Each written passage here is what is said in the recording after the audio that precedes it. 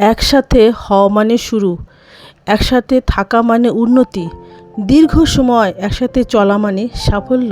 Hello everyone, সবাই কেমন আছো? আশা করি সবাই খুব ভালো আছো। আমিও ভালো আছি।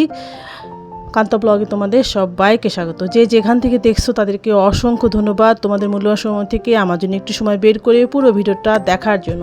আজকে সোমবার, অনেক সকালে উঠে পড়ছি। উঠে যেহেতু কাপড় চোপড়গুলো ভিজিয়েছি, এই জন্য ভাবলাম যে অনেক সকাল সকালে উঠি, নাহলে রোদ পাওয়া যাবে না, জায়গাও পাওয়া যাবে না। বাসা বাড়িতে থাকা জায়গায় তো নিজের বাড়ি না, যেখানে যখন ইচ্ছা কাপড় চোপড় দিলাম শুকিয়ে যাবে। এই যে সমস্ত কাপড় চোপড় কেচে দিচ্ছি, ঠাকুরের কাপড় চোপড়, বড়মশাইয়ের কাপড় চোপড়, এই সমস্ত কাপড় চোপড় আগে মেলে দিয়ে গেছি। তারপরে স্নান টান করে পুজো শেষ করে, এই যে পুজোর জল টল নিয়ে, পুজো স্নানের জল টল সব ফেলতে আসলাম। এসে তা ভাবলাম যে একটু তোমাদের সাথে গল্প করে নিই। তো চলো বন্ধুরা, দেখতে থাকো ভিডিওটা। আশা করি আজকের ভিডিও তোমাদের বেশ ভালো লাগবে। আকাশটা ভীষণই মেঘলা হয়ে আছে, জানি না কি হবে, বৃষ্টি হয়তো হতেও পারে।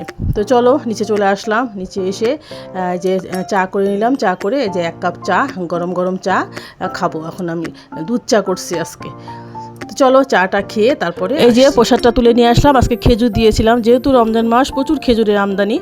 তারপরে প্রসাদ তুলে তারপরে রান্নাঘরে গিয়ে যে জলখাবার বানিয়ে নিয়ে আসলাম। আজকে করছি লাচ্ছা সেমাই, দুধ দিয়ে সুন্দর করে। বড়মশাই বলছিল লাচ্ছা সেমাই করো আর পরোটা। সবার খাওয়া দাওয়া হয়ে গেছে, বড়মশাই চলে গেছে। আমি এই সুযোগে বাসন কুসনগুলো সুন্দর করে ধুয়ে মেজে নিলাম। আমি শুধু চা খেয়েছি, তাছাড়া অন্য কিছু খেতে আর ভালো লাগে না। তো চাটাই খেলাম, আর যদি খিদে লাগে খাবো, না খিদে লাগলে আর খাবো না।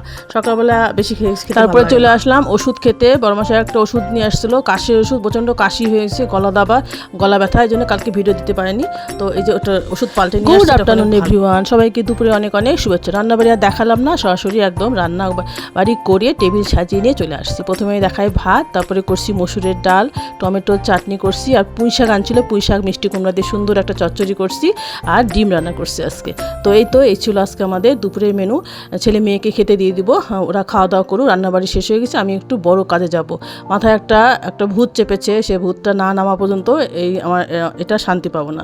তো চলে আসছি, যখন যেটা মাথায় ঢুকবে সেটা না করা পর্যন্ত আর শান্তি নেই। এই দেখো, মনে হলো যে সমস্ত কাজ যখন শেষ হয়ে গেছে, তখন শোকেসটা ওই সাইড থেকে এই সাইডে নিয়ে আসলাম।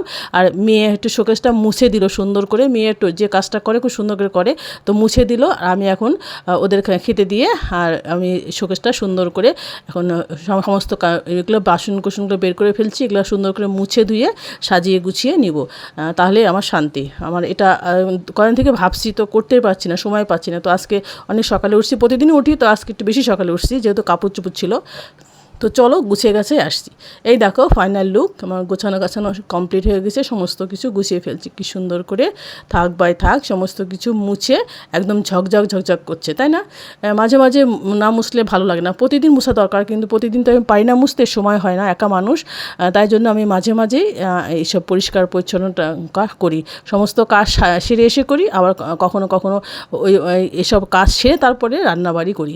তো আজকে সমস্ত কাজ সেরে এসে এই যে এগুলো গোছানো করে ফেললাম। এখন আমি আরেকবার গা ধুবো, ভালো লাগছে না, কেমন যেন গা আমাদের কিসকিস করছে। সকালে চান করছি, তো এখন আর চান করবো না। এখন মোটামুটি 4টা বেজে গেছে, 4টা সাড়ে 4টা বেজে গেছে। আমি একটু গাটা ধুয়ে তারপরে এসে ভাত খাবো। আর ছাদের কাপড়গুলো আছে, ওগুলো তুলে নিয়ে আসবো। তো চলো বন্ধুরা, আজকের মতো ভিডিওটা এখানে শেষ করছি।